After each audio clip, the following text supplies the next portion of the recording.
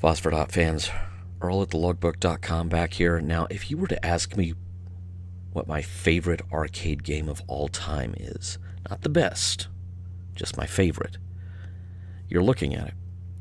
This is an incredibly obscure 1981-82 game called Fantasy. It was originated in Japan by SNK, but it was brought to the US by rock-ola, which was a kind of an interesting move. They were a jukebox manufacturer, and I think they were trying to make sure that they didn't get left out of any of the coin-operated entertainment business, and so they tried briefly to get into arcade games. Those of you who have heard the 2016 Select Game Podcast Christmas special, you already know the story I'm going to tell here, but for those who haven't, I will recap it while we play Fantasy. How are you? I'm fine, thank you.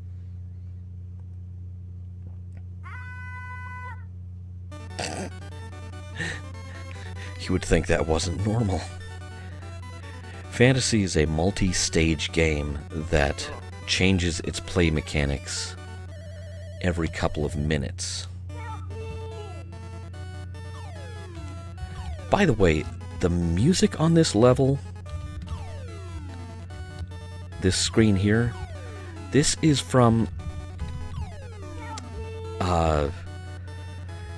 I remember it being a World War II movie, I believe. If anyone could tell me what that music was from, I have been wondering the answer to that question for years.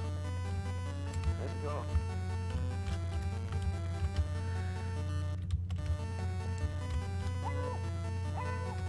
Obviously here you are trying to avoid anything and everything. Now, the only place I have ever seen a fantasy machine in my life was in the game room at a northern Arkansas fishing resort on the White River called Gaston's. And I have a feeling we're about to get to one of the main reasons that I spent so much time with this game. You have a play extension feature. If you insert your quarter within a certain amount of time after losing your last life, you get to pick up where you left off and suck just as bad. The game room at Gaston's on the White River in northern Arkansas, circa summer of 1982 when I ran into this game, was a little glass enclosed standalone building next to the restaurant at Gaston's. My family took a trip to Gaston's, like I said, in the summer of '82, and we fully expected to go fishing. We did go fishing, in fact. The first day of the trip, we did successfully go fishing. I caught quite a few rainbow trout, which was the specialty that you could bag on the White River. Rainbow trout were quite large and quite tasty. Just like my little guy there is quite dead. Let's try this again. And the only problem with that first day, that awesome amount of fish caught immediately, was that we were on the river for something like 10 hours. And I don't know.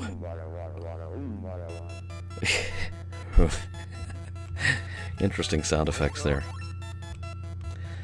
Now this, of course, the background music on this is Funky Town.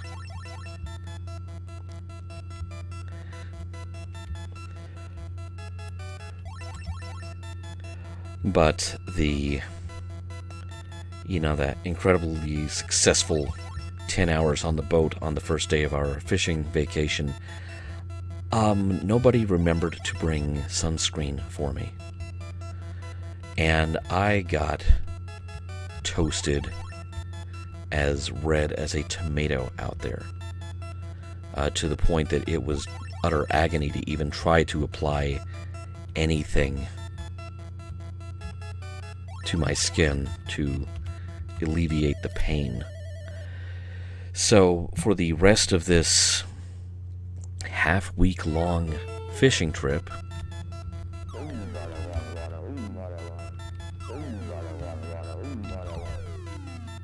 you can't sneak up from underneath them. They will step on you, I guess, stub your toe.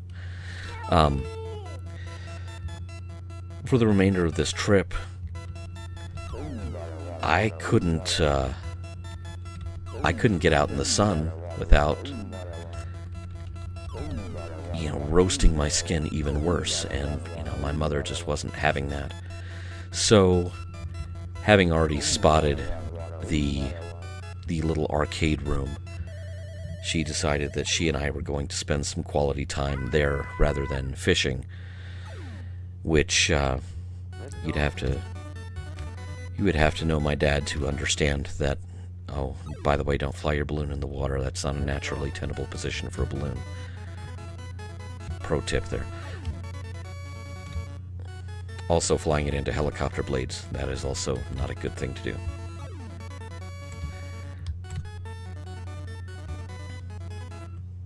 Case in point, we camped out in this game room for the rest of the trip because of my epic third-degree sunburn. And it was something that I actually had to go to see a doctor about when we got back to civilization a few days later. But the game room had a jukebox in it, a couple of pinball machines, and 3 arcade games, all by Rock-ola. It had Eyes, Fantasy, and Warp. Now the funny thing is, each of those games was originated by a different company in Japan, but were all Rock-ola games in the US. This was the runaway favorite, though, because of there was a storyline, which my mom was kind of fascinated to see the end of.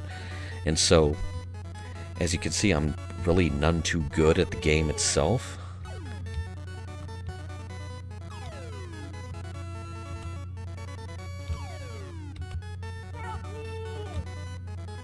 I'm trying to help you. She sat there and just kept on getting quarters out of the change machine. I have no idea. I mean, we must have blown $20 over a 2 to 3 day period in this little arcade room. And she wanted to see if there was an end to the story.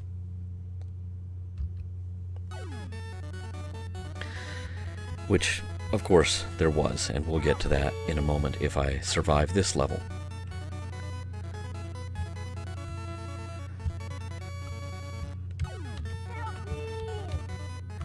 On helicopters. You have to get the enemy cannon, which looks a lot like King and Balloon, doesn't it? Which we played in another installment. And you have to get them to shoot their own helicopters out of the sky, and not your balloon.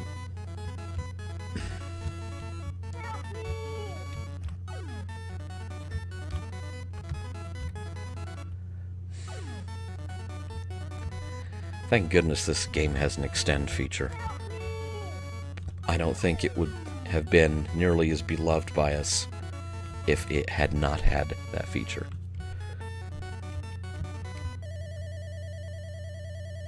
I love you. I love you too.